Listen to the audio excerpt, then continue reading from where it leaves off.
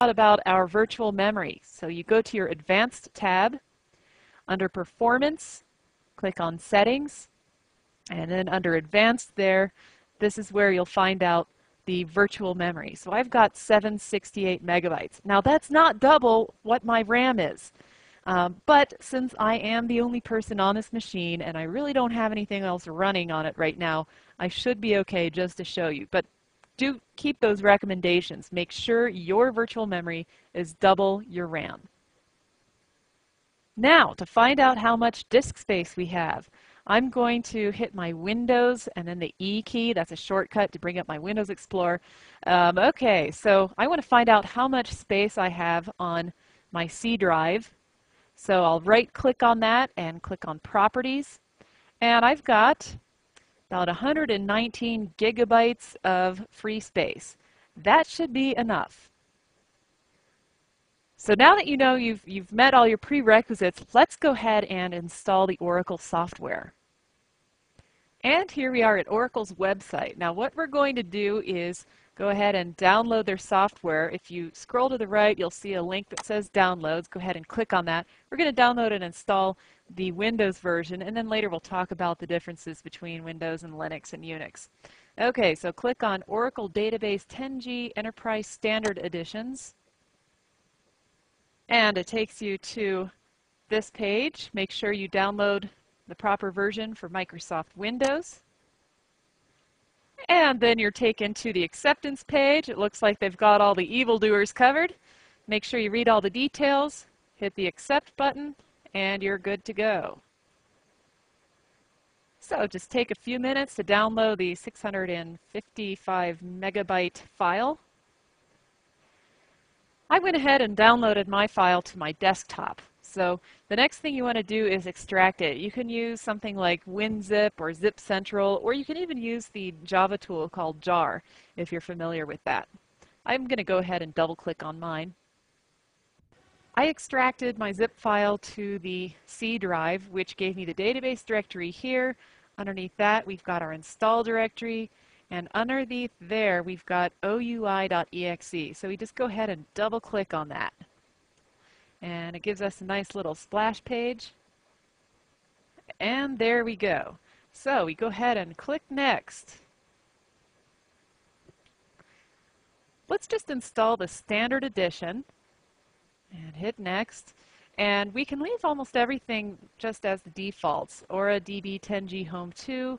If you want to change the directory path, that's fine, but leaving it like it is fine too. Go ahead and hit Next.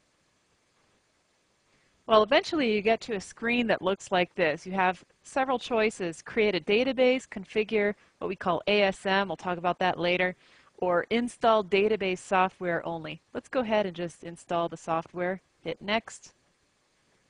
And this gives you a brief synopsis of all the things you're installing and how much space is required. Big long list here. Go ahead and hit Install.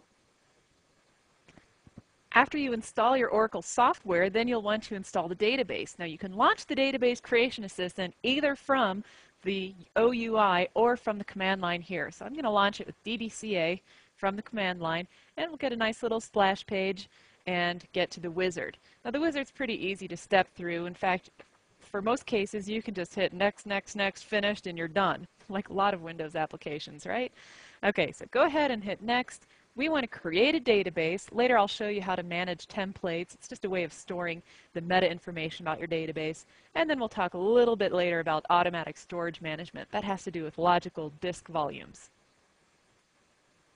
Okay, so we want to create a general purpose database.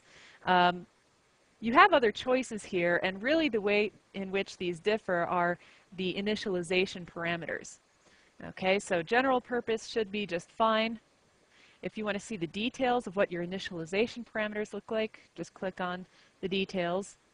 And these are the different options, and here are your initialization parameters. Now by the end of this course you should understand what most of these mean.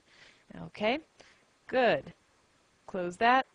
Go on to the next page. Now, we need to have a distinct name for our database. That's the global database name. So I'm going to choose the name ORCL dot and then my domain name. On Windows, this is the name of your computer. Well, the name of my computer is Johnson. I can also put localhost, as long as you can go to a DOS prompt and perform a ping on your server name, then that is the server name you need to use. Okay, so ORCL is the unique identifier for the instance. You can have several instances on one machine. Okay, in this course, we're just going to have one instance on each machine. Okay, so now hit next. And yes, we want to configure our database with Enterprise Manager, which is a wonderful, wonderful GUI-based tool. It's actually browser-based, and it lets you do things like add files, remove files, move things around. It lets you do all sorts of configuration management. We're not going to mess with email notifications or daily backup quite yet. We're going to have 4 built-in user accounts: sys, system, dbsnmp, and sysman. Sys and system are the most frequently used. Let's just go ahead and create the same password for all of these accounts. If you wanted to make them separate, then you choose the second radio button. So on to the next page. So how would you like your files stored? Would you like them on a file system? Would you like to use ASM? That's new to 10G. That's basically using logical disk volumes. Or do you want to use raw devices such as tape? Well, let's just stick with file system and go on to the next page. Now, the location of your data files, you can have them be at the default location specified from our template, or you can specify your own location. You can browse to that directory, or you can use what we call OMF, Oracle Managed Files. This is a simplified way of managing your data files. They have specific naming conventions, and what's nice about OMF is that when you delete data files on the database level, it actually deletes them on the OS level as well. I'm going to stick with data files from our template, and we'll hit next. Okay, now remember earlier I was talking about flash recovery, where you can rewind the database to a particular point in time. Well, if you want to enable this feature, which I highly recommend, then click on Specify Flash Recovery Area. Now, you also need to enable archiving, so click on that as well. We're going to keep all the archive mode parameters at their default values for right now, and I'll show you later how to modify those. And to the next page.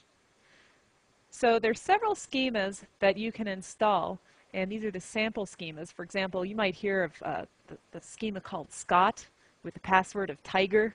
You're going to see lots and lots of examples in Oracle's documentation regarding Scott. It's always nice to have these. So go ahead and click on that and hit next. Now, you'll always get this warning. Hit OK, and we have a review of our memory, our sizing, character sets, connection mode. We'll discuss dedicated versus shared server mode later.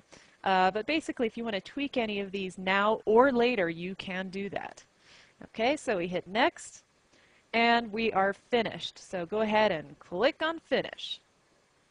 Now, if you get a warning like this, saying, hey, these files are going to be overwritten, it simply means that you previously had a database that were using these data files, and they're going to be clobbered. And yes, I do want to go ahead and continue because I want to clobber those. So here's a review page of our database that's about to be created. And then we can just hit OK. And it's in the process of creation. This might take up to 20 minutes. When you're finished with the database creation part, you should be able to open up a browser and point it to your domain name, :5560/ICE++, and get this ICE++ splash screen. All right, now you've created your database. Now, if you go to a DOS prompt and echo out the Oracle SID, you should see your SID right there. Now, remember how I said you can have several databases on one machine, several instances on one machine. So if that was the case and you wanted to launch SQL+ to get into a particular database, you would first of all set the SID and then launch SQL+. What I'm about to show you is really cool. Remember earlier I mentioned those response files where we can do a quiet install? Well, I'm about to show you that. So let's say you have to create 20 databases and they all have really similar configuration parameters. Well, what you can do is, first of all, walk through that GUI once and record all the information that you're setting up in a response file. So the way we do that is we type in